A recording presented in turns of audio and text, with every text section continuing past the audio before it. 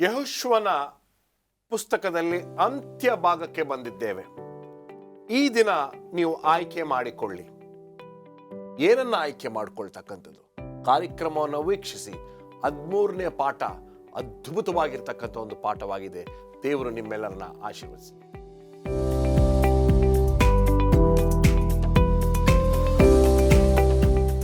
ಸಬ್ಬತ್ ಕಾರ್ಯಕ್ರಮಕ್ಕೆ ನಿಮ್ಮೆಲ್ಲರಿಗೂ ಸುಸ್ವಾಗತ. 13 ವಾರಗಳು ದೇವರು ಅದ್ಭುತವಾಗಿ ನಡೆಸಿದ್ದಾರೆ. ಈ 13ನೇ ವಾರದಲ್ಲಿ ಇನ್ನೊಂದು ಮುಖ್ಯವಾಗಿರ್ತಕ್ಕಂಥ ಪಾಠವನ್ನು ಕಲೀಲಿಕ್ಕಿಂತ ಮುಂಚಿತವಾಗಿ ಒಂದು ಸಣ್ಣ ಪ್ರಾರ್ಥನೆಯನ್ನು ಮಾಡಿಕೊಳ್ಳೋಣವೇ? ನಮ್ಮನ್ನು ಬಹಳವಾಗಿ ಪ್ರೀತಿ ಮಾಡುವಂಥ ನಮ್ಮ ಪರಮ ತಂದೆಯೇ, ಈ ಕಾರ್ಯಕ್ರಮಕ್ಕಾಗಿ ನಿಮಗೆ ಸ್ತೋತ್ರವನ್ನು ಸಲ್ಲಿಸ್ತೇವೆ.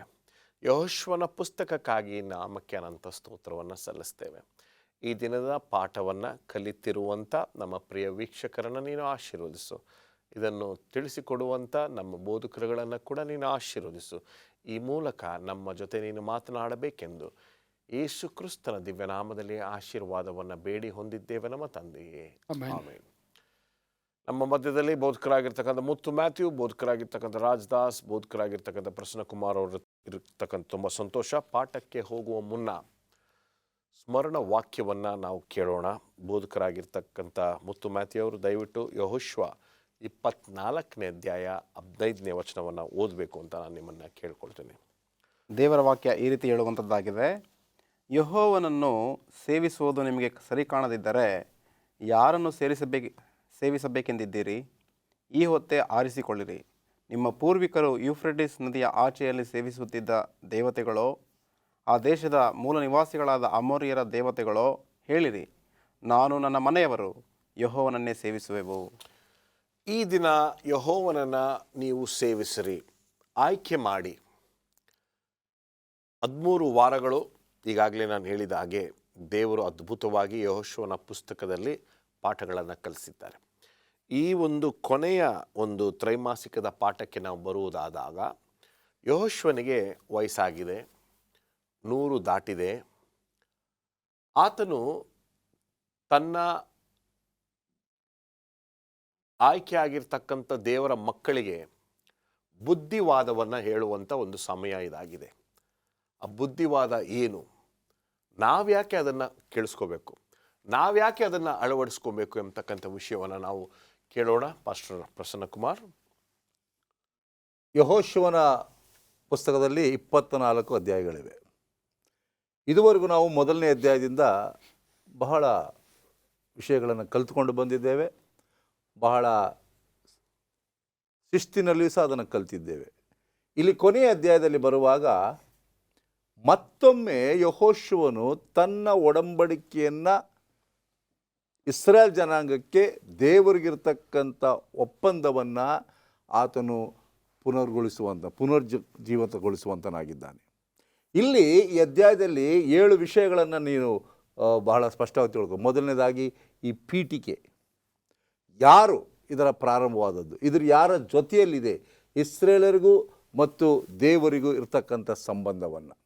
ಎರಡನೇದಾಗಿ ಒಂದು ಚರಿತ್ರೆಯ ಹಿನ್ನೆಲೆ, ಚಾರಿತ್ರಿಕವಾಗಿ ಇದು ಹೇಗೆ ಈ ಒಂದು ಸಂಬಂಧವನ್ನು ಸುಭದ್ರಪಡಿಸುತ್ತೆ ಎಂಬುದಾಗಿ. ಮೂರನೇದಾಗಿ ಇಲ್ಲಿ ಜನರ ಮಧ್ಯದಲ್ಲಿಯೂ ದೇವರ ಮಧ್ಯದಲ್ಲೂ ಇರ್ತಕ್ಕಂಥ ಒಂದು ಸಂಬಂಧವನ್ನು ಯಾರು ದೃಢಪಡಿಸುತ್ತಾರೆ. ನಾಲ್ಕನೇದಾಗಿ ವಿಧೇಯರಾಗಿದ್ದರೆ ಆಶೀರ್ವಾದ, ಅವಿಧೇಯರಾಗಿದ್ದರೆ ಆಜ್ಞೆಗಳನ್ನು ಮುರಿದ್ರೆ ನಿಮಗೆ ಸಿಗ್ತಕ್ಕಂಥ ಶಾಪ.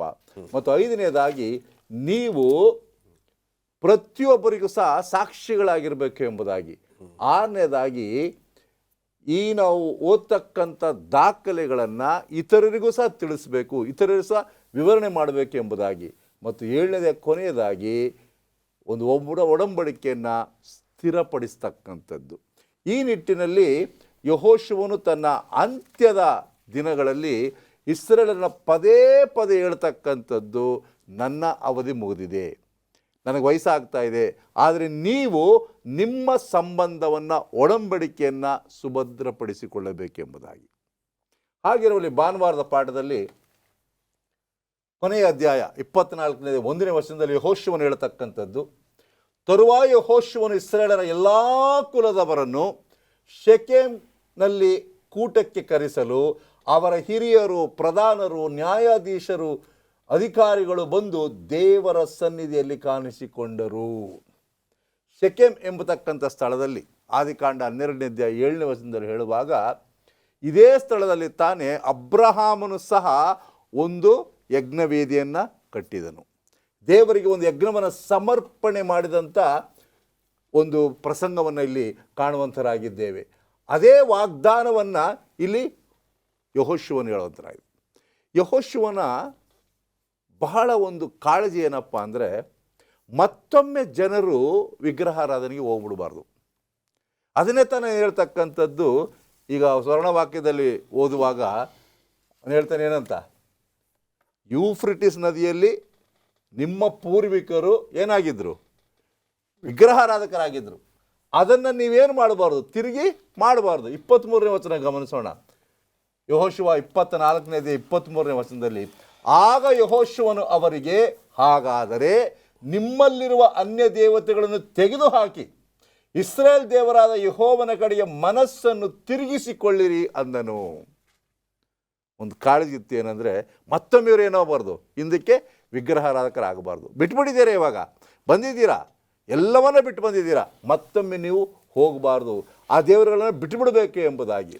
ಇಷ್ಟು ನೇರವಾಗಿ ಮಾತನಾಡ್ತಕ್ಕಂಥ ಒಂದು ಪುಸ್ತಕ, ಇಷ್ಟು ನೇರವಾಗಿ ಮಾತನಾಡ್ತಕ್ಕಂಥ ದೇವರ ಸೇವಕ. ಆದರೂ ಇಡೀ ಕ್ರೈಸ್ತಿಯ ಲೋಕದಲ್ಲಿ ಅತಿ ದೊಡ್ಡ ಒಂದು ಡಿನಾಮಿನೇಷನ್ ಆಗಿರ್ತಕ್ಕಂಥ ಒಂದು ಸಭೆ ಮೂರ್ತಿ ಪೂಜೆಯಲ್ಲಿ ಇನ್ನೂ ತೊಡಗಿದೆ. ಆದರೆ ಇಲ್ಲಿ ಯೆಹೋಶುವ ಹಳೆ ಒಡಂಬಡಿಕೆಯೇ ಹೇಳ್ತಾನೆ, ದಯವಿಟ್ಟು ನೀವು ಪುನಃ ಹೋಗಬೇಡಿ ಅಂತ. ಸೊ ಈ ಕಾರ್ಯಕ್ರಮವನ್ನು ನೋಡ್ತಾ ಇರ್ತಕ್ಕಂಥ, ವಿಗ್ರಹ ಆರಾಧನೆ ಮಾಡ್ತಕ್ಕಂಥ ಸಭೆಗಳು, ಇದರಲ್ಲಿ ಯಾರಾದರೂ ನೀವು ನೋಡ್ತಾ ಇರ್ತಕ್ಕಂಥವ್ರು, ನಿಮ್ಮ ಸಭೆಗಳಲ್ಲಿ ವಿಗ್ರಹ ಆರಾಧನೆ ಹೋಗಿ ಕಾಲು ಮುಟ್ತಕ್ಕಂಥದ್ದು, ನಿಮ್ಮ ಸಭೆಯೊಳಗೆ ದೊಡ್ಡ ದೊಡ್ಡ ವಿಗ್ರಹಗಳು ಇರ್ತಕ್ಕಂಥದ್ದು, ಅಂಥವ್ರಿಗೆ ಮುಂದಿನ ಈ ಒಂದು ಕೆಲವು ನಿಮಿಷಗಳನ್ನು ನಾನು ಕೊಡ್ತೇನೆ. ದಯವಿಟ್ಟು ಗಮನವಿಟ್ಟು ಕೇಳಿ. ಸೊ ಇಲ್ಲಿ ಯೆಹೋಶುವನು ಹೇಳ್ತಕ್ಕಂಥದ್ದು, ದೇವರ ಒಂದು ಚಿತ್ತ ಏನಂದರೆ, ನೀವು ಆತನ ಆಜ್ಞೆಗಳನ್ನು ಕೈಕೊಂಡು ನಡೆಯಬೇಕು. ದಶಾಜ್ಞೆಗಳಲ್ಲಿ ವಿಗ್ರಹಾರಾಧನೆ ಮಾಡಬಾರ್ದು, ದೇವರ ಹೆಸರನ್ನು ಅಯೋಗ್ಯ ಕಾರ್ಯಕ್ಕೆ ತರಬಾರ್ದು, ಸಬ್ಬತ್ತನ್ನು ಕೈಗೊಳ್ಳಬೇಕು, ಕೊಲೆ ಮಾಡಬಾರ್ದು, ವ್ಯಭಿಚಾರ ಮಾಡೋದು, ಇವೆಲ್ಲವೂ ಇರೋದರ ಜೊತೆಯಲ್ಲಿ ದೇವರು ಹೇಳ್ತಾನೆ, ನೀವು ಅಲ್ಲಿದ್ದೀರ ಇವಾಗ. ಆ ಕಾಲದಲ್ಲಿ ಯೆಹೋಶುವನು ಅವರಿಗೆ ಹೇಳಿದ ಹಾಗೆ ಇದೇ ಸಂದೇಶವು ಇವತ್ತು ನಮಗೂ ಸಹ ಅನ್ವಯವಾಗ್ತದೆ. ಸ್ವಾಮಿ ಹೇಳ್ತಕ್ಕಂಥದ್ದು, ನಾನು ನಿಮ್ಮನ್ನು ತೆಗೆದುಕೊಂಡಿದ್ದೇನೆ, ನಾನೇ ನಿಮಗೆ ಸ್ಥಳ ಕೊಟ್ಟಿದ್ದೇನೆ, ನಾನೇ ನಿಮ್ಮನ್ನು ಕಳಿಸಿದ್ದೇನೆ, ನಾನು ಇದೆಲ್ಲವನ್ನು ಮಾಡಿದ್ದೇನೆ, ನಾನು ನಿಮ್ಮನ್ನು ಬಿಡುಗಡೆ ಮಾಡಿದ್ದೇನೆ, ನಾನೇ ನಿಮ್ಮನ್ನು ರಕ್ಷಿಸ್ತೇನೆ. ಇದನ್ನು ಮರಿಬೇಡ್ರಿ. ದೇವರ ವಾಗ್ದಾನ ಆ ಕಾಲದಲ್ಲಿ ಇಸ್ರಾಯೇಲಿಗಿದ್ದಾಗೆ ಇವತ್ತು ನಮಗೂ ಸಹ ಅದೇ ವಾಗ್ದಾನ, ನಾನೇ ನಿಮ್ಮನ್ನು ಬಿಡುಗಡೆ ಮಾಡೋದು ಎಂಬುದಾಗಿ. ಸಣ್ಣ ವಿರಾಮವನ್ನು ತೆಗೆದುಕೊಳ್ಳೋಣ, ಒಂದು ಸಣ್ಣ ವಿರಾಮ. ಮರಳಿ ಸ್ವಾಗತ. ಅಂತಿಮ ಭಾಗದಲ್ಲಿದ್ದೇವೆ, ಅಂತಿಮ ಪಾಠದಲ್ಲಿದ್ದೇವೆ. ಅದ್ಭುತವಾಗಿರ್ತಕ್ಕಂಥ ವಿಷಯಗಳು. ಈ ಸೋಮವಾರದ ಪಾಠದಲ್ಲಿ ನಿಷ್ಠೆ ಮತ್ತು ಸತ್ಯ ಎಲ್ಲೋ ಒಂದು ಕಡೆ ತುಂಬ ಅಮೂಲ್ಯವಾಗಿರ್ತಕ್ಕಂಥ ಪದಗಳು. ಬನ್ನಿ ಆಳಕ್ಕೆ ಹೋಗೋಣ. ಪಾಸ್ಟರ್ ರಾಜದಾಸ್. ಯೆಹೋಶುವನು ಇಸ್ರಾಯೇಲರಿಗೆ ಮನವಿ ಮಾಡ್ತಾನೆ. ಏನು ಮನವಿ? ನೀವು ಪ್ರಾಮಾಣಿಕರಾಗಿರಬೇಕು, ಸತ್ಯವನ್ನು ಆಚರಿಸ್ಬೇಕು. ಯಾಕಂದ್ರೆ ನಮ್ಮ ದೇವರು ಸತ್ಯವಂತನು, ಪ್ರಾಮಾಣಿಕನು. Is a just God. ಆತನು ಏನು ಇಷ್ಟಪಡ್ತಾನೆ ಅಂತ ಹೇಳಿದ್ರೆ ಸತ್ಯವನ್ನು ಪ್ರೀತಿಸ್ತಾನೆ, ಸತ್ಯವನ್ನು ಅನುಸರಿಸೋರನ್ನ ಪ್ರೀತಿಸ್ತಾನೆ. ಆ ಪ್ರಯುಕ್ತವಾಗಿ ಯೆಹೋಶುವ 24ನೇ ಅಧ್ಯಾಯ 14-15 ಹೀಗೆ ಹೇಳ್ತಾನೆ, ಹೀಗಿರುವುದರಿಂದ ನೀವು ಯೆಹೋವನಲ್ಲಿ ಭಯಭಕ್ತಿಯುಳ್ಳವರಾಗಿರಿ, ಆತನನ್ನು ಪೂರ್ಣ ಮನಸ್ಸಿನಿಂದಲೂ ಯಥಾರ್ಥ ಚಿತ್ತದಿಂದಲೂ ಸೇವಿಸಿರಿ. ನಿಮ್ಮ ಪೂರ್ವಿಕರು ಯೂಫ್ರಿಟೀಸ್ ನದಿಯ ಆಚೆಯಲ್ಲಿಯೂ ಐಗುಪ್ತದಲ್ಲಿಯೂ ಪೂಜಿಸುತ್ತಿದ್ದ ದೇವತೆಗಳನ್ನು ನಿಮ್ಮಿಂದ ತೆಗೆದು ಹಾಕಿರಿ, ಯೆಹೋವನನ್ನೇ ಸೇವಿಸಿರಿ. ಯೆಹೋವನನ್ನು ಸೇವಿಸುವುದು ನಿಮಗೆ ಸರಿ ಕಾಣದಿದ್ದರೆ ಯಾರನ್ನು ಸೇವಿಸಬೇಕೆಂದಿದ್ದೀರಿ ಇವತ್ತೇ ಆರಿಸಿಕೊಳ್ಳಿರಿ. ನಿಮ್ಮ ಪೂರ್ವಿಕರು ಯೂಫ್ರಿಟೀಸ್ ನದಿಯ ಆಚೆಯಲ್ಲಿ ಸೇವಿಸುತ್ತಿದ್ದ ದೇವತೆಗಳು ಈ ದೇಶದ ಮೂಲ ನಿವಾಸಿಗಳಾದ ಅಮೋರಿಯರ ದೇವತೆಗಳು. ಹೇಳಿರಿ, ನಾನು ನನ್ನ ಮನೆಯವರು ಯೆಹೋವನನ್ನೇ ಸೇವಿಸುವೆವು ಅಂದನು. ಇಲ್ಲಿ ಒಂದು ಆಯ್ಕೆಯನ್ನು ಅವರಿಗೆ ಕೊಡ್ತಾನೆ. ಆಯ್ಕೆ ಆತನು ಮಾಡಿಕೊಂಡ, ನಾನು ಮಾಡ್ಕೊಂಡಿದ್ದೀನಿ, ನೀವು ಅದನ್ನು ಮಾಡ್ಕೊಳ್ಳಿ ಅಂತ ಹೇಳ್ತಾನೆ. ಇವತ್ತು ಯಾರು ದೇವರ ಭಯಭಕ್ತಿಯಾಗಿ ಇರ್ತಾರೆ ಅವರು ಸತ್ಯವನ್ನೇ ಆಚರಿಸ್ತಾರೆ. ಯಾವುದೇ ಕಾರಣಕ್ಕೂ ಮಿಥ್ಯ ಅವನ್ನ ಆಚರಿಸಲ್ಲ. ಅವರು ಪ್ರಾಮಾಣಿಕರಾಗಿರ್ತಾರೆ ಯಾವುದೇ ಸಂದರ್ಭದಲ್ಲಿ. ಯಾಕಂದರೆ ಯಾರಿಗೆ ಭಯ ಪಡ್ತಾರೆ? ದೇವ್ರಿಗೆ ಭಯ ಪಡ್ತಾರೆ. ಭಯ ಅಂತೇಳಿದ್ರೆ ನಡಗದಲ್ಲ, ಅದು ಒಂದು ದೇವರಿಗೆ ತೋರಿಸ್ತಕ್ಕಂಥ ಒಂದು ಗೌರವ, ಗಾಂಭೀರ್ಯತೆ, ನಿಷ್ಠೆ, ಭಕ್ತಿ, ಇದು ಭಾಳ ಪ್ರಾಮುಖ್ಯ. ದೇವ್ರಿಗೆ ಯಾರು ಭಯ ಪಡ್ತಾರೆ ಅದನ್ನ ಭಾಳ ಸ್ಪಷ್ಟವಾಗಿ ಇನ್ನೂ ವಿವರಣೆ ಮಾಡ್ತಾರೆ. ಮೋಶನ್ ವಿವರಣೆ ಮಾಡ್ತಾನೆ ಯಾಜಕ ಕಾಂಡ 25:17 ಏನಂತಂದರೆ, ಕುರುಡರಿಗೆ ಹೋಗುವಾಗ ಅವ್ರಿಗೆ ಅಡ್ಡ ಕಲ್ಲಿಗೆ ಇಡಬಾರ್ದಂತೆ, ಕಿವುಡ್ರು ಕೇಳಲ್ಲ ಅಂತೇಳಿ ಅವ್ರನ್ನ ಹಾಸ್ಯ ಮಾಡಬಾರ್ದಂತೆ, ಹಿರಿಯರನ್ನು ನಾವು ನಿಂದಿಸಬಾರ್ದಂತೆ. ಇದ್ಯಾಕೆ? ದೇವ್ರಿಗೆ ಭಯ ಪಡೋರು ಮನುಷ್ಯರಿಗೂ ಗೌರವ ಕೊಡ್ತಾರಂತೆ. ಯಾಕಂತ ಹೇಳಿದ್ರೆ ಸ್ವಾಮಿ ಹೇಳ್ತಾನೆ, ನಿನ್ನ ದೇವರ ದೇವನನ್ನು ಪೂರ್ಣದಿಂದ ಪ್ರೀತಿ ಮಾಡಿ, ನಿನ್ನ ನೆರೆಯವನನ್ನು ನಿನ್ನಂತೆಯೇ ಪ್ರೀತಿ ಮಾಡಿ. ಯಾರು ತಮ್ಮ ನೆರವನ್ನು ಪ್ರೀತಿ ಮಾಡ್ತಾರೆ ಅವ್ರು ಯಾರು ಅವ್ರಿಗೆ ಕೇಡನ್ನುಂಟು ಮಾಡಲ್ಲ. ಇದು ಸತ್ಯದ ಮೂಲ. ಪ್ರಾಮಾಣಿಕರಾಗಿದ್ದರೆ ಈ ಗುಣಗಳು ಬಂದೇ ಬರ್ತದೆ. ನಾನು ದೇವ್ರಿಗೆ ಭಯ ಪಡ್ತೀನಪ್ಪ ಅಂತೇಳಿ ನಾವು ಅನೇಕರು we are devil in the society, angel in the church ಅಂತೆ. ಸಭೆಯಲ್ಲಿ ನಾವು ಭಾಳ ಸೌಮ್ಯವಾಗಿ ವರ್ತಿಸ್ತೀವಿ, ಆದರೆ ಮನೆಗಳಲ್ಲಿ ನಾವು ಭಾಳ ಕ್ರೂರಿಗಳಾಗಿ ವರ್ತಿಸ್ತೀವಿ. ಇದು ಕಪಟತನದ ಜೀವಿತ. ಇದು ಇರಬಾರ್ದು. ಯಥಾರ್ಥವಾಗಿರಬೇಕು. ಎಲ್ಲ ಸಮಯದಲ್ಲಿ ನಾವು ದೇವರಿಗೆ ಭಕ್ತಿವಂತರಾಗಿರ್ಬೇಕು. ಅದನ್ನು ಸ್ವಾಮಿ ಬಯಸ್ತಾನೆ. ಯಾವಾಗ ಎರಡು ಥರವಾದಂಥ ವಿಭಿನ್ನತೆ ಇರ್ತದೆ ಅದನ್ನು ದೇವರು ಭಾಳ ಹೇಯವಾಗಿ ಕಾಣ್ತಾನೆ, ತುಚ್ಛೀಕರಿಸ್ತಾನಂತೆ. ಅದನ್ನು ನಾವು ದೇವರಿಗೆ ಪ್ರೀತಿಮಯವಾಗಿರಬೇಕಾದ್ರೆ ಭಕ್ತಿಪೂರ್ವಕವಾಗಿರಬೇಕು, ಸತ್ಯವಂತರಾಗಿ ನಡೀಬೇಕೆಂಬುದಾಗಿ ಸ್ವಾಮಿ ಬಯಸ್ತಾ ಇದ್ದಾರೆ. ಈ ಎರಡು ಅಂಶ ಭಾಳ ಪ್ರಾಮುಖ್ಯ ಕ್ರೈಸ್ತ ಜೀವಿತದಲ್ಲಿ, ಪ್ರಾಮಾಣಿಕತೆ ಮತ್ತು ಸತ್ಯತೆ. ಮುಂದೆ ಹೋಗೋಣ. ಸೇವೆ ಮಾಡಲಿಕ್ಕೆ ಉಚಿತವಾಗಿ ನಮ್ಮನ್ನು ನಾವು ತೊಡಗಿಸ್ಕೊಳ್ಬೇಕು ಎಂಬತಕ್ಕಂಥ ವಿಷಯ ಹೇಳಿ. ದೇವರ ವಾಕ್ಯ ನಾವಿಲ್ಲಿ ಗಮನಿಸೋದಾದರೆ, ಯೆಹೋಶುವನು ಇಸ್ರಾಯೇಲ್ಯರನ್ನು ಈ ಒಂದು ವಾಗ್ದಾನ ಭೂಮಿಗೆ ಕರೆದಂದ ನಂತರ ನೀವು ಇದನ್ನು ಮಾಡಲೇಬೇಕು ಎಂಬಂತಹ ಒತ್ತಡವನ್ನು ತರ್ತಾ ಇಲ್ಲ. ಬದಲಾಗಿ ನಾನು ನನ್ನ ಕುಟುಂಬದವರು ಯೆಹೋವನನ್ನು ಮಾತ್ರ ನಾವು ಸೇವನೆ ಮಾಡ್ತೇವೆ ಎಂಬುದಾಗಿ ಆತನು ಹೇಳ್ತಿದ್ದಾನೆ. ನೀವು ಯಾರನ್ನಾದರೂ ಸೇವನೆ ಮಾಡಿರಿ. ಆ ಯೂಫ್ರೆಟಿಸ್ ನದಿಗಿಂತ ಹಿಂದೆ ಇದ್ದಂತಹ ವಿಗ್ರಹಗಳನ್ನು ಮಾಡ್ತಿರೋ ಅದೆಲ್ಲ ನಿಮಗೆ ಸೇರಿದ್ದು, ಆದರೆ ನಾನು ನನ್ನ ಮನೆಯವರು ಮಾತ್ರ ಯೆಹೋವನನ್ನು ಮಾತ್ರ ಸೇವಿಸ್ತೇವೆ ಎಂಬುದಾಗಿ ಆತನು ಮಾತನಾಡ್ತಿರೋದನ್ನು ನಾವು ಕಾಣ್ಬೋದು. ಅಂದರೆ ಅಲ್ಲಿ ಆ ಜನರಿಗೆ ದೇವರಿಗೆ ವಿಧೇಯರಾಗುವಂಥದ್ದು, ಅವಿಧೇಯರಾಗುವಂಥದ್ದು ಎರಡೂ ಹಕ್ಕುಗಳು ಇಲ್ಲವೇ ಸ್ವಾತಂತ್ರ್ಯಗಳು ಅವರಿಗಿದ್ದವು. ಆದರೆ ಯೆಹೋಶುವನು ಮಾತ್ರ ದೇವರನ್ನು ಮಾತ್ರ ನಾನು ಸೇವನೆ ಮಾಡ್ತೇನೆ ಎಂಬುದಾಗಿ ಆತನು ತೀರ್ಮಾನ ಮಾಡ್ತಿದ್ದಾನೆ, ಆತನು ಆಯ್ಕೆ ಮಾಡ್ತಿದ್ದಾನೆ. ಇಲ್ಲಿ ನಾವು ಗಮನಿಸುವಾಗ ಬಕಾರ್ ಎಂಬಂತಹ ಒಂದು ಪದಬಳಕೆ ಉಂಟಾಗಿದೆ ಹೀಬ್ರೂ ಭಾಷೆಯಲ್ಲಿ. ಬಕಾರ್ ಎಂಬುದಾಗಿ ನೋಡುವಾಗ ಆ ಪದದ ಅರ್ಥ ನಾನು ಆಯ್ಕೆ ಮಾಡುವಂಥದ್ದು ಎಂಬುದಾಗಿ, ಟು ಚೂಸ್ ಎಂಬುದಾಗಿ ಅದರ ಒಂದು ಅರ್ಥವಾಗಿದೆ. ಆದ್ದರಿಂದ ನಾವು ಕೂಡ ಇಂದು ತೀರ್ಮಾನವನ್ನು ಮಾಡಬೇಕು. ಇತ್ತ ಲೋಕವನ್ನು ಸೇವಿಸುವುದೋ ಇಲ್ಲವಾದರೆ ಲೋಕ ರಕ್ಷಕನಾದಂತಹ ಯೇಸು ಸ್ವಾಮಿಯನ್ನು ಸೇವಿಸುವುದೋ ಎಂಬುದಾಗಿ ನಾವು ಈಗ ಆಯ್ಕೆಯನ್ನು ಮಾಡಬೇಕಾಗಿದೆ. ಅಷ್ಟೇ ಅಲ್ಲ, ಇಸ್ರೇಲ್ ಪ್ರಜೆಗಳು ಯೆಹೋಶುವನ ಈ ಒಂದು ಅದ್ಭುತವಾದಂತಹ ತೀರ್ಮಾನವನ್ನು ಕಂಡು ಅವರು ಯಾವ ರೀತಿ ಸ್ಪಂದಿಸ್ತಾರೆ ನೋಡಿ. ನನಗೆ ಆ ವಾಕ್ಯ ಬಹಳ ಇಷ್ಟವಾಯಿತು. ಯೆಹೋಶುವನ ಪುಸ್ತಕ 24ನೇ ಅಧ್ಯಾಯ, ನಾನು 16-18 ವಾಕ್ಯಗಳನ್ನು ಓದ್ತಿದ್ದೇನೆ. ಅದಕ್ಕೆ ಜನರು, ಯೆಹೋವನ ಸೇವೆಯನ್ನು ಬಿಟ್ಟು ಅನ್ಯ ದೇವತೆಗಳನ್ನು ಸೇವಿಸುವುದು ನಮಗೆ ದೂರವಾಗಿರಲಿ. ನಾವು ದಾಸತ್ವದಲ್ಲಿದ್ದ ಐಗುಪ್ತದಿಂದ ನಮ್ಮನ್ನು ನಮ್ಮ ಪಿತೃಗಳನ್ನು ಹೊರತಂದು ನಮ್ಮೆದುರಿನಲ್ಲಿಯೇ ಮಹತ್ ಕಾರ್ಯಗಳನ್ನು ನಡೆಸಿ ನಮ್ಮ ಎಲ್ಲ ಪ್ರಯಾಣಗಳಲ್ಲಿಯೂ ದಾಟಿ ಬಂದ ಅನ್ಯ ಜನಾಂಗಗಳ ಮಧ್ಯದಲ್ಲಿಯೂ ನಮ್ಮನ್ನು ಕಾಪಾಡಿದವನು ನಮ್ಮ ದೇವರಾದ ಯೆಹೋವನೇ ಅಲ್ಲವೇ? ಈ ದೇಶವಾಸಿಗಳಾಗಿದ್ದ ಅಮೋರಿಯರು ಮೊದಲಾದ ಸರ್ವ ಜನಾಂಗಗಳನ್ನು ನಮ್ಮ ಮುಂದೆ ಹೊರಡಿಸಿ ಬಿಟ್ಟವನು ಆತನೇ. ಆದ್ದರಿಂದ ನಾವು ಯೆಹೋವನನ್ನೇ ಸೇವಿಸುವೆವು, ಆತನೇ ನಮ್ಮ ದೇವರು ಎಂದು ಉತ್ತರ ಕೊಟ್ಟರು.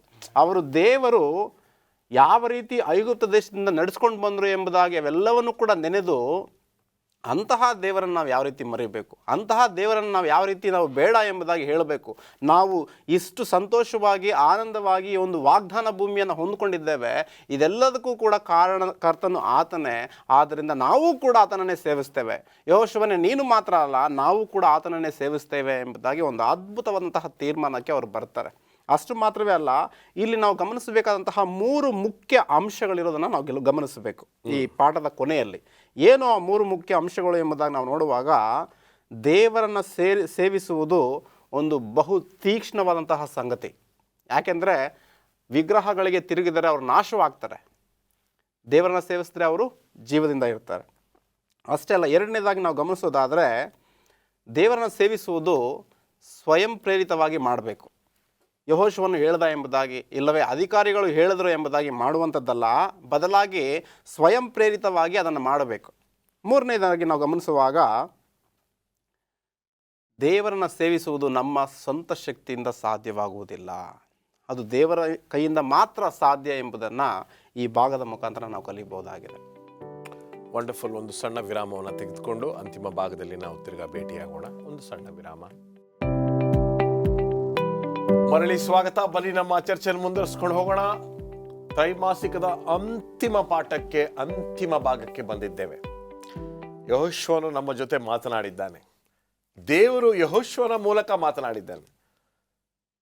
ಈ ಬುಧವಾರದ ಪಾಠದಲ್ಲಿ ಮೂರ್ತಿ ಪೂಜೆಯ ಬಗ್ಗೆ ಬರೆಯಲ್ಪಟ್ಟಿದೆ. ನಾವು ಕ್ರೈಸ್ತರು, ನಾವು ಮೂರ್ತಿ ಪೂಜೆ ಮಾಡೋದಿಲ್ಲ. ಆದರೆ ಚರ್ಚಲ್ಲಿ ಮಾತ್ರ ಒಂದು ಮೂಲೆಯಲ್ಲಿ 4-5 ಕಡೆ ಮೂರ್ತಿಗಳನ್ನು ಇಟ್ಕೊಂಡಿದ್ದೀವಿ. ಅದು ಕಾಲಕ್ರಮೇಣ ಬಂದಿದೆ, ನಾವು ಅದನ್ನು ತೆಗೆದುಹಾಕೋದಿಲ್ಲ. ಮೂರ್ತಿ ಪೂಜೆ ನಿಜವಾಗ್ಲೂ ಮಾಡ್ತೀವ? ಯೆಹೋಶುವನ ಸಮಯದಲ್ಲಿ ನಡೆದ ಘಟನೆಗಳನ್ನು ಆಧಾರವಾಗಿಟ್ಟು ಕೆಲವು ಪಾಠಗಳನ್ನು ಈ ಸಂದರ್ಭದಲ್ಲಿ ನಾವು ಕಲಿಯೋಣ. ಪಾಸ್ಟರ್ ರಾಜದಾಸ್. ಈ ವಿಗ್ರಹಾರಾಧನೆಯ ಅಪಾಯ, ವಿಗ್ರಹಾರಾಧನೆ ಮಾಡೋದು ಏನು ಅಪಾಯ ಅಂತ ನಾವು ಯೆಹೋಶುವನ ಪುಸ್ತಕದಲ್ಲಿ ಓದೋಕ್ಕೆ ಮೊದಲೇ ಮೋಶೆನೂ ಸಹ ಅದನ್ನು ಎಚ್ಚರಿಸ್ತಾನೆ. ಧರ್ಮೋಪದೇಶ ಕಂಡ 30ನೇ ಅಧ್ಯಾಯ 19-20ರಲ್ಲಿ ಆತನು ಹೇಳ್ತಾನೆ, ನಾನು ಜೀವ ಮರಣಗಳನ್ನು, ಆಶೀರ್ವಾದ ಶಾಪಗಳನ್ನು ಈಗ ನಿಮ್ಮ ಮುಂದೆ ಇಟ್ಟಿದ್ದೇನೆ. ಇದಕ್ಕೆ ಭೂಮಿ ಆಕಾಶಗಳು ಸಾಕ್ಷಿಗಳಾಗಿರಲಿ. ಆದ್ದರಿಂದ ನೀವು ನಿಮ್ಮ ಸಂತತಿಯವರು ಬದುಕಿಕೊಳ್ಳುವಂತೆ ಜೀವನ್ನೇ ಹಾದುಕೊಳ್ಳಿರಿ. ನಿಮ್ಮ ದೇವರಾದ ಯೆಹೋವನನ್ನು ಪ್ರೀತಿಸಿರಿ, ಆತನ ಮಾತಿಗೆ ವಿಧೇಯರಾಗಿರಿ, ಆತನನ್ನು ಹೊಂದಿಕೊಂಡೇ ಇರಿ. ಯೆಹೋವನು ನಿಮ್ಮ ಪಿತೃಗಳಾದ ಅಬ್ರಾಮ್, ಈಸಾಕ್, ಯಾಕೋಬರಿಗೆ ಪ್ರಮಾಣ ಮಾಡಿಕೊಂಡ ದೇಶದಲ್ಲಿ ನೀವು ಬದುಕೊಳ್ಳುವುದಕ್ಕೂ ಬಹುಕಾಲ ಇರುವುದಕ್ಕೂ ಆತನೇ ಆಧಾರ. ಭಾಳ ಸ್ಪಷ್ಟವಾಗಿ ಹೇಳ್ತಾನೆ ಮೋಶೆ, ಇವತ್ತು ನೀವು ದೇವರನ್ನ ನೀವು ಮೆಚ್ಚಿಸಬೇಕಾದ್ರೆ, ದೇವರಿಗೆ ವಿಧೇಯರಾದರೆ ಆತನೊಬ್ಬನನ್ನೇ ನೀವು ಸೇವಿಸ್ಬೇಕು, ಇನ್ಯಾರನ್ನೂ ಸೇವಿಸಬಾರ್ದು. ಯಾಕಂತೇಳಿದ್ರೆ ಅವರು ಐಗುಪ್ತ ದೇಶದಿಂದ ಬಂದಿದ್ದರು. ಐಗುಪ್ತ ದೇಶದಲ್ಲಿ ಏನು ಕಲ್ತ್ಕೊಂಡು ಬಂದರು? ವಿಗ್ರಹಾರಾಧನೆ ಕಲ್ತ್ಕೊಂಡು ಬಂದರು. ಅದನ್ನು ವಿಗ್ರಹಗಳನ್ನು ಬಿಟ್ಟರೂ ಸಹ ಅವರು ಇಂಗ್ಲೀಷಲ್ಲಿ ಹೇಳ್ತಾರೆ, they came out of Egypt but the Egypt didn't come out of them ಅಂತೆ. ಐಗುಪ್ತ ದೇಶದಿಂದ ಬಂದರು, ಆದರೆ ಐಗುಪ್ತ ಅವರಿಂದ ಹೋಗಲಿಲ್ವಂತೆ. ಅವ್ರ ಸಂಗಡ ಯಾರು ಬಂದರು ಅಂದರೆ ಮಿಶ್ರ ಜನಾಂಗ ಬಂದುಬಿಟ್ರು, ಮಿಕ್ಸ್ಡ್ ಮಲ್ಟಿಟ್ಯೂಡ್. ಅವ್ರು ಏನು ಮಾಡಿದ್ರು, ಅವರ ವಿಗ್ರಹಗಳನ್ನು ಇವ್ರಿಗೆ ಪ್ರೀತಿ ಮಾಡಲಿಕ್ಕೆ ಕಲಿಸ್ತರು. ಆ ಪ್ರಯುಕ್ತವಾಗಿಯೇ ಬಸವನ ಪೂಜೆ ಬಂತು. ಬಸವನ ಪೂಜೆ, ಮೂರ್ತಿ ಪೂಜೆ ಮಾಡೋ ಪ್ರಯುಕ್ತವಾಗಿ ಅವತ್ತು ಎಷ್ಟೋ ಸಾವಿರಾರು ಜನ ಸತ್ತರು. ಆದರೂ ಸಹ ಜನ ಕಲೀಲಿಲ್ಲ, ಪದೇ ಪದೇ ವಿಗ್ರಹ ಆರಾಧನೆ ಮಾಡಿದ್ರು. ಭಾಳ ವಿಷಾದಕರ. ದೇವರು ಆರಿಸಿಕೊಂಡು ನೇರವಾಗಿ ಮಾತಾಡಿದಂಥ ಒಬ್ಬ ಅರಸ, ಯಾರು? ಅರಸನಾದ ಸಾಲೊಮೋನ. ಆತನೂ ಸಹ ಕಾಲಕ್ರಮೇಣದಲ್ಲಿ ವಿಗ್ರಹ ಆರಾಧನೆ ಮಾಡಿದಂತೆ. ದೇವರ ಆಲಯದಲ್ಲೇ ಆಕಾಶ ಮಂಡಲಕ್ಕೆ ಯಜ್ಞಗಳನ್ನು ಅರ್ಪಿಸಿ ಶುರು ಮಾಡ್ದ, ವಿಗ್ರಹಾರಾಧನೆ ಮಾಡ್ದ. ಯಾಕಂದರೆ ವಿವಾಹದ ವ್ಯಾಮೋಹದಿಂದ, ಮ್ಯಾಟ್ರಿಮೋನಿ ಅಲಿಯನ್ಸ್ ಅಂತ ಹೇಳ್ತಾರೆ, ತನ್ನ ಪತ್ನಿಯರನ್ನು ಪ್ರೀತಿಸಿ ಅವರನ್ನು ಮೆಚ್ಚಿಸ್ಲಿಕ್ಕೋಸ್ಕರ ಅವರ ದೇವತೆಗಳನ್ನು ಪೂಜೆ ಮಾಡ್ದ. ಸೊಲೊಮೋನನ ರೀತಿ. ಹೌದು, ಸಾಲೊಮೋನನೇ. ಆ ಪ್ರಯುಕ್ತವಾಗಿ ಏನಾಯಿತು? ಶಾಪ ಬಂತು. ಇವತ್ತು ಎಷ್ಟೇ ಇತಿಹಾಸ ಹೋದರೂ ಸಹ ಇವತ್ತು ಜನರು ವಿಗ್ರಹಾರಾಧನೆ ಬಿಡಲಿಕ್ಕೆ ಭಾಳ ಕಷ್ಟ ಆಗಿದೆ. ಕ್ರೈಸ್ತರಲ್ಲೂ ಸಹ ಭಾಳಷ್ಟು, ನೀವು ಹೇಳ್ದಂಗೆ ಭಾಳಷ್ಟು ವಿಗ್ರಹಾರಾಧನೆ ಮಾಡ್ತಾ ಇದ್ದಾರೆ. ಕೇಳಿದ್ರೆ ಅದು ವಿಗ್ರಹ ಅಲ್ಲ, ಅದು ಒಂದು ಪ್ರತಿಮೆ, ಅದನ್ನ ಪೂಜೆ ಮಾಡ್ತಾ ಇಲ್ಲ, ನಾವು ಗೌರವಿಸ್ತೀವಿ. ಸ್ವಾಮಿ ಹೇಳ್ದೇ ಯಾವುದೇ ಕಾರಣಕ್ಕೂ ಎರಡನೇ ಆಜ್ಞೆಯಲ್ಲಿ ಯಾವ ಮೂರ್ತಿಯನ್ನು ಮಾಡ್ಕೊಳ್ಬೋದಂತ ಆಜ್ಞಾಪಿಸಿದ್ದಾನೆ. It's a command. ಈಗ ನಾವು ಕ್ಯಾಲೆಂಡರ್ಸ್ಗಳಲ್ಲಿ ಇಟ್ಕೊಳ್ತೀವಿ, ಪಿಕ್ಚರ್ಗಳಲ್ಲಿ ಇಟ್ಕೊಳ್ತೀವಿ. ಯೇಸು ಸ್ವಾಮಿಯನ್ನು ಒಂಥರ ಒಂದು ಒಳ್ಳೆ ಸುಂದರವಾಗಿರ್ತಕ್ಕಂಥ ಯುವಕನಾಗಿ ತೋರಿಸ್ತೀವಿ. ಫಸ್ಟ್ ಪ್ರಸನ್ನ ಖಂಡಿತವಾಗಿ ಯೇಸು ಕ್ರಿಸ್ತನ ಚಿತ್ರಣವನ್ನು ಒಂದು ವಿಗ್ರಹ ಎಂಬುದಾಗಿ ಅನೇಕರು ತೋರಿಸ್ಕೊಳ್ಳೋದು. ಮುಖ್ಯವಾಗಿ ಆ ಚಿತ್ರಣ ಅಲ್ಲಿರೋದಲ್ಲ, ಹೃದಯದಲ್ಲಿರಬೇಕು. ವಂಡರ್ಫುಲ್. ಮುಂದುವರಿಸಿ ಪಾಸ್ಟರ್ ರಾಜದಾಸ್. ನಮ್ಮ ದೇವರು, ಆತನು ಜೀವರಹಿತ ದೇವರಲ್ಲ, ಆತನು ಜೀವವುಳ್ಳ ದೇವರು. ನಾವು ಪ್ರಾರ್ಥಿಸುವಾಗ ಆತನು ತಲೆಬಾಗಿ ನಮ್ಮ ಪ್ರಾರ್ಥನೆ ಕೇಳ್ತಾನಂತೆ. ಇನ್ಕ್ಲೈನ್ಸ್ ಟು ಅವರ್ ಪ್ರೇಯರ್ಸ್ ಅಂತೆ. ಅಂಥ ದೇವರಿರುವಾಗ ನಾವು ಕಣ್ಣು ಕಾಣದಿರ್ತಕ್ಕಂಥದ್ದು, ಕಿವಿ ಕೇಳದಿರ್ತಕ್ಕಂಥ ವಿಗ್ರಹಗಳಿಗೆ ನಾವು ಆರಾಧಿಸೋದು ಭಾಳ ಮೂರ್ಖತನ. ದೇವರು ಅದನ್ನು ಭಾಳವಾಗಿ ಹೇಯವಾಗಿ ಪರಿಗಣಿಸ್ತಾನೆ, ತುಚ್ಛಕರಿಸ್ತಾನೆ. ಅದಕ್ಕೆ ಅನೇಕ ಸಾರಿ ಇಸ್ರೇಲರಿಗೆ ಶಾಪವನ್ನು ಉಂಟು ಮಾಡ್ದ ಅವರ ಪಾಪದ ದಿಸೆಯಿಂದ. ಅನೇಕ ಸಾರಿ ಶಿಕ್ಷಿತರಾದರೂ ಸಹ ಅವರು ವಿಗ್ರಹಾಜ್ಞೆ ಬಿಡಲಿಕ್ಕೆ ತಯಾರಿರಲಿಲ್ಲ. ವಂಡರ್ಫುಲ್. ಮುಂದೆ ಹೋಗೋಣ. ಗುರುವಾರದ ಪಾಠವನ್ನು ಈ ಸಂದರ್ಭದಲ್ಲಿ ನೋಡೋಣ. ಹೇಳಿ ಪಾಸ್ಟರ್. ಈ ಸರಿಯಾಗಿ ಮುಗಿಸುವುದು, ಮುಕ್ತಾಯ ಮಾಡುವಂಥದ್ದು ಏನು ಎಂಬುದಾಗಿ ನಾವಿಲ್ಲಿ ಗಮನಿಸುವಾಗ, ಯೆಹೋಶುವನು ಈ ಒಂದು ಪುಸ್ತಕದ ಕೊನೆಗೆ ಬರುವಾಗ ಆತನು ಸಾವನ್ನಪ್ತಾನೆ.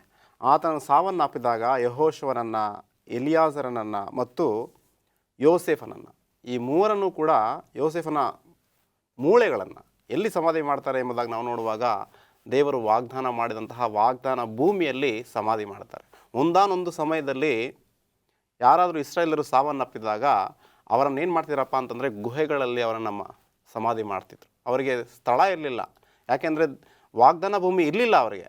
ಅದರ ಪ್ರಯುಕ್ತ ದೇವರು ಏನು ಮಾಡ್ತಿದ್ದಾನಪ್ಪ ಅಂತಂದರೆ ಸ್ವತಂತ್ರರನ್ನಾಗಿ ಮಾಡಿ ಒಂದು ಒಳ್ಳೆಯ ಭೂಭಾಗವನ್ನು ಕೊಟ್ಟ ನಂತರ ಅವ್ರು ಏನು ಮಾಡ್ತಿದ್ದಾರಪ್ಪ ಅಂತಂದರೆ ಅವರ ಸ್ವಂತ ಭೂಮಿಯಲ್ಲಿ ಅವರು ಸಮಾಧಿಯ ಕಾರ್ಯಕ್ರಮಗಳನ್ನು ಮಾಡುತ್ತಿರುವುದನ್ನು ನಾವು ಗಮನಿಸ್ಬೋದು. ಇಲ್ಲಿ ಯೆಹೋಶುವನಾಗಿರಲಿ, ಎಲಿಯಾಜರನಾಗಿರಲಿ ಮತ್ತು ಯೋಸೇಫನ ಮೂಳೆಗಳು ಇವೆಲ್ಲವನ್ನು ಕೂಡ ಏನು ಮಾಡ್ತಾರಪ್ಪ ಅಂತಂದರೆ ವಾಗ್ದಾನ ಭೂಮಿಯಲ್ಲಿ ಸಮಾಧಿ ಮಾಡೋದನ್ನು ನಾವಿಲ್ಲಿ ಕಾಣಬಹುದಾಗಿದೆ. ಅಷ್ಟೇ ಅಲ್ಲ, ಇಲ್ಲಿ ನಾವು ಗಮನಿಸೋದಾದರೆ ಆರ್ಚ್ ಬಿಷಪ್ ಜಾರ್ಜ್ ಕೇರಿ ಎಂಬಂತಹವರು ಹೋಲಿ ಟ್ರಿನಿಟಿ ಚರ್ಚ್ ಶ್ರೂಸ್ಬರಿಯಲ್ಲಿ ಒಂದು ಮಾತನ್ನು ಹೇಳ್ತಾರೆ. ಏನು ಹೇಳ್ತಾರೆ ಎಂಬುದಾಗಿ ನಾವು ಗಮನಿಸುವಾಗ, ಅಳಿವಿನಿಂದ ಒಂದು ಪೀಳಿಗೆ ದೂರದಲ್ಲಿದೆ ಎಂಬುದಾಗಿ. ಅಂದರೆ ನಾಶನವಾಗುವಂತಹ ಒಂದು ಸ್ಥಿತಿಯಿಂದ ನಾವು ದೂರ ಇದ್ದೇವೆ, ಈ ಸಭೆಯು ದೂರವಾಗಿದೆ ಎಂಬುದಾಗಿ ಒಂದು ಅದ್ಭುತವಾದಂತಹ ನುಡಿಯನ್ನು ಆತನು ನುಡಿತಿದ್ದಾನೆ. ಅದೇ ರೀತಿ ನಾವು ಕೂಡ ಸತ್ಯ ಸಭೆಯಲ್ಲಿರುವಂತಹ ನಾವು ಕೂಡ ಅಳಿವಿನಿಂದ ಒಂದು ಪೀಳಿಗೆ ಹಿಂದೆ ಉಳಿದಿದ್ದೇವೆ. ದೇವರ ನಾಮಕ್ಕೆ ನಾವು ಸ್ತೋತ್ರ ಹೇಳಬೇಕು. ಆದ್ದರಿಂದ ಯೆಹೋಶುವನ ಹಾಗೆ ನಾವು ದೇವರ ಭಯಭಕ್ತಿಯಲ್ಲಿ ನಡೆದುಕೊಳ್ಳುತ್ತಾ, ಆತನ ಒಂದು ಧರ್ಮಶಾಸ್ತ್ರವನ್ನು ಅನುಸರಿಸುತ್ತಾ, ದೇವರಿಗೆ ಮೆಚ್ಚುಗೆಯ ಮಕ್ಕಳಾಗಿ ನಾವು ಜೀವಿಸುವಾಗ ಖಂಡಿತವಾಗ್ಲೂ ದೇವರು ನಮಗೆ ಆ ಪರಮಕಾನನ ನಾವು ಕೊಡುವಂಥವರಾಗಿದ್ದಾರೆ. ಪೌಲನು ಹೇಳ್ತಾನೆ, ನಾನು ಒಳ್ಳೆಯ ಹೋರಾಟವನ್ನು ಮಾಡಿದ್ದೇನೆ ಎಂಬುದಾಗಿ. ಅದೇ ರೀತಿ ಯೆಹೋಶುವನು ಕೂಡ ಒಳ್ಳೆಯ ಹೋರಾಟವನ್ನು ಮಾಡಿದ್ದಾನೆ. ದೇವರ ಮಕ್ಕಳಾಗಿರುವಂತಹ ನಾವು ಕೂಡ ಒಳ್ಳೆಯ ಹೋರಾಟವನ್ನು ಮಾಡಬೇಕಾಗಿದೆ.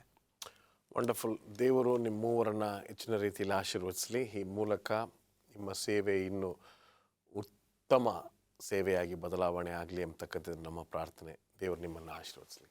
ನಮಸ್ಕಾರ. ಪ್ರಿಯ ವೀಕ್ಷಕರೇ, ಸಬ್ಬತ್ ಶಾಲೆಯ ಪಾಠವು ಒಂದು ಆಶೀರ್ವಾದವಾಗಿತ್ತು ಎಂಬತಕ್ಕಂಥದ್ದೇ ನಮ್ಮ ಒಂದು ಯೋಚನೆ ಆಗಿದೆ. ದೇವರು ನಿಮ್ಮೆಲ್ಲರನ್ನ, ನಿಮ್ಮ ಕುಟುಂಬಗಳನ್ನು, ಮಕ್ಕಳನ್ನು, ಮೊಮ್ಮಕ್ಕಳನ್ನು ಹೆಚ್ಚಿನ ರೀತಿಯಲ್ಲಿ ಆಶೀರ್ವದಿಸಲಿ. ನಮಸ್ಕಾರ.